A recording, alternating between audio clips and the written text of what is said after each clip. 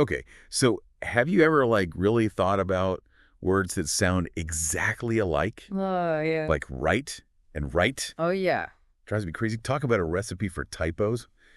Seems inefficient for language, right? Yeah, it's so weird when you think about it like that. You'd think every word would have its own sound, you know? Right, exactly. But I was reading this Korean linguist, and they make this fascinating argument that it's not really about efficiency. Oh, intriguing. How so? Well, they have this whole analogy of like a sound warehouse. Like imagine all the possible sounds, all the syllables in Korean. Each one is like a storage unit. Okay, I'm picturing it. Like rows and rows of these little units. Exactly. And each one could potentially be a different sound. And because of how Korean is structured, they've got a massive warehouse. Like it could hold so many unique sounds. Right. But here's the thing. Yeah. A bunch of those storage units, they're empty. What? Totally empty.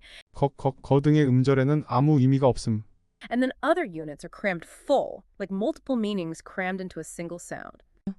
배라는 소리칸에 10페어 스토먹이라는 의미가 들어가 있음 빈칸이 넘쳐나는데 굳이 왜? 페어를 거기라고 부르면 되지 않나? So you're saying it's like some rooms are overflowing while others are just gathering dust. Exactly. That seems so counterintuitive. Right.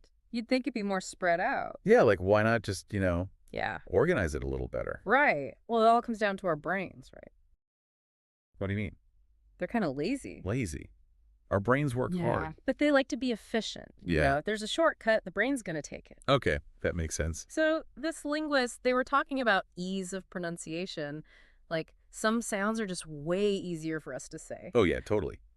The blog post mentioned how in Korean, like bae is way more common than just I by itself. 이 부분은 노트북LM의 오류. 내 글의 의도는 예를 들어 이를 발음하는 게 극을 발음하는 것보다는 살짝 더 편할 거라는 거다. 따라서 의미 저장 창고에서 얘는 여러 의미를 넣고 극은 비워두는 게 그렇게 이상한 일은 아니라는 뜻이다. Yeah. It just flows better. Exactly. And it's not just a Korean thing, right? Right. Think about English. How many words are with like S or bae or P or certain combinations are just easier to produce? That's true. Yeah. So are you saying all those empty rooms in the sound warehouse? Yeah. Those are just the tongue twisters, the ones we all decided weren't worth the effort. Well, it's a bit more than that. Because we don't really hear sounds in isolation, right? True. Our brains are always using context. They're like filling in the gaps, like linguistic detectives. Oh, like those weird audio illusions where the word you hear changes depending on what you're looking at? Yes. Exactly. That's so trippy. Our brains are constantly making predictions based on what we already know. So it's all connected. The linguist mentions this study where they played people a recording and they muffled one of the words. All you could hear was like this eel sound. Okay. What'd they hear? Well, it depended on the rest of the sentence. So like the eel was on the axle versus the eel was on the orange. People swore they heard different words. Get out. 축 위에 있던 것은 윌로 들렸고 오렌지 위에 있던 것은 필로 들렸다고 함. Even though the sound was the same. The same. Wow. So our brains just like filled in the blank with whatever made sense in that moment. Yeah. And the linguist is saying those gaps, those unused sounds, they actually help us decode language. 저기죠. 유를 좀 바라는 문장을 들었다면 율, 줄, 뷰 다 말이 안 되고 참고의 빈칸, 유리에 들어갈 만한 후보가 기억 정도이기 때문에 귤로 곧장 정답을 맞힐 수 있음. It's like extra bandwidth for processing, especially when it's noisy or unclear. So it's not just about avoiding tongue twisters.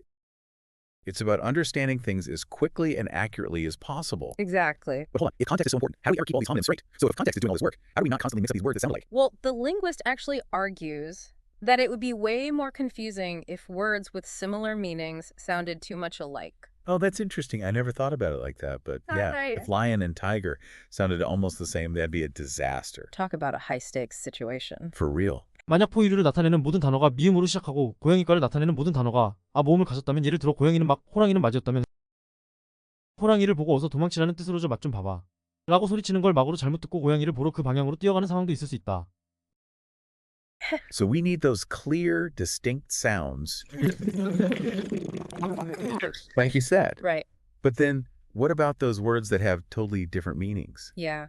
Like our homonyms. How did those slide by? The linguist suggests it's because they usually have such different contexts, so there's very little risk of mixing them up. Ah, okay. So like I, the one we see with, and I, like the center of a storm. Exactly. You'd never mix those up in conversation. 내가 그래서 원래 들었던 예시는 보는 눈과 내리는 눈이었다. 보는 눈과 내리는 눈에 똑같은 소리를 할당하는 것이 고양이와 호랑이에 똑같은 소리를 할당하는 것보다는 의사소통 실패의 위험이 훨씬 적다는 것이다. The situation tells you everything. That's right. It's like our brains are code breakers or something. All right. Constantly cross-referencing everything we know. Using all the clues. Yeah, to figure out what we're hearing. And it happens in an instant. This sound warehouse idea is so cool, though. It really makes you think. Totally. I never realized how much was going on with these words that sound alike. Right. It's a lot more to it than meets the eye. Or should I say ear? Huh. Nice. But seriously, it's amazing how our brains make language work so well. It really is so efficient. Even with a few of these Quirks. quirks. Yeah. So, for everyone listening, what homonyms come to mind in your language? Does this context is king idea hold up? Let us know what you think.